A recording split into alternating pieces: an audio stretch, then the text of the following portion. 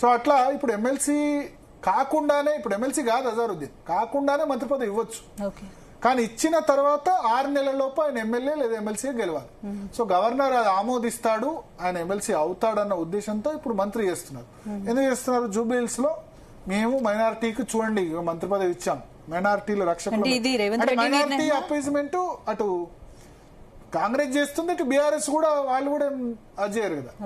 అయితే ఇప్పుడు బీజేపీ కనుక గట్టి పొజిషన్ లో ఉంటే ఇది బీజేపీకి అడ్వాంటేజ్ అయ్యేది, యాంటీ మైనారిటీ ఓటు. కానీ బీజేపీ జూబ్లీహిల్స్ లో అంత స్ట్రాంగ్ ఉన్నట్టు మనకు కనిపించట్లేదు. ఏమో రేపు ఇంకో 15 రోజులు ఏమైనా మారుతాయేమో, కానీ ఇవాళకి బీఆర్ఎస్ కాంగ్రెస్ మధ్యన పోటీ మనకు కనబడుతుంది. సో జరిగితే ఒక్క మైనారిటీ కోసం ఈ విధంగా చేస్తారని బీజేపీ దాన్ని ఏ విధంగా అయినా టర్న్ అరౌండ్ చేయొచ్చు. బండి సంజయో, రాజా సింగో, లేకపోతే ధర్మపురి అరవింద్ ఉంటే దీని మీద మస్తు వాళ్ళ కథలల్లి ఆ విధంగా యాంటీ పోలరైజేషన్, మైనారిటీకి వ్యతిరేకంగా హిందూ పోలరైజేషన్ తెచ్చే ప్రయత్నం చేస్తుండే. సో ఒక విధంగా బీఆర్ఎస్ ఏదైతే ఆర్గ్యుమెంట్ చేసిందో ఒక్క మంత్రి లేడు అన్నదానికి కౌంటర్ గా రేవంత్ రెడ్డి నిర్ణయమా, హైకమాండ్ గెలుపు కోసం రేవంత్ రెడ్డి నిర్ణయం. ఇప్పుడు ఈ నిమిషంలో ఇప్పుడు మనం మాట్లాడుతున్నాం కదా, నిన్న కమ్మ నేతలతో మాట్లాడారు కదా రేవంత్ రెడ్డి, నిన్న కమ్మ నేతలతో మాట్లాడారు. అంతకుముందు సినిమా కార్మికులు 20-25 వేల ఓటర్లు ఉన్నారు. ఇప్పుడు ఈ నిమిషంలో కొద్దిసేపటి క్రితం మైనారిటీ నేతలతో, జూబ్లీహిల్స్ లో ఉన్న మైనారిటీ నేతలందరితో కూడా రేవంత్ రెడ్డి సమావేశమయ్యారు. సమావేశంలో షబ్బీర్ అలీ, వివేక్ వెంకటస్వామి, మిగతా నేతలు కూడా ఉన్నారు.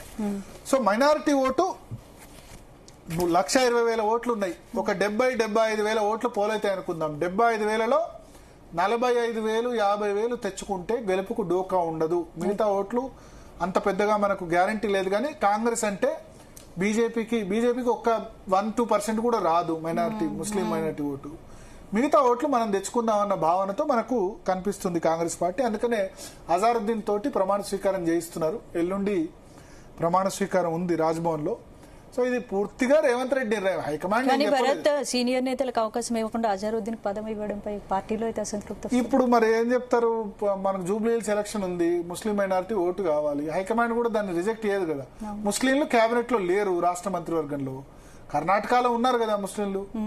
కాంగ్రెస్ అంటేనే ముస్లిం ఓటు బ్యాంక్ గురించి ట్రై చేస్తే కదా.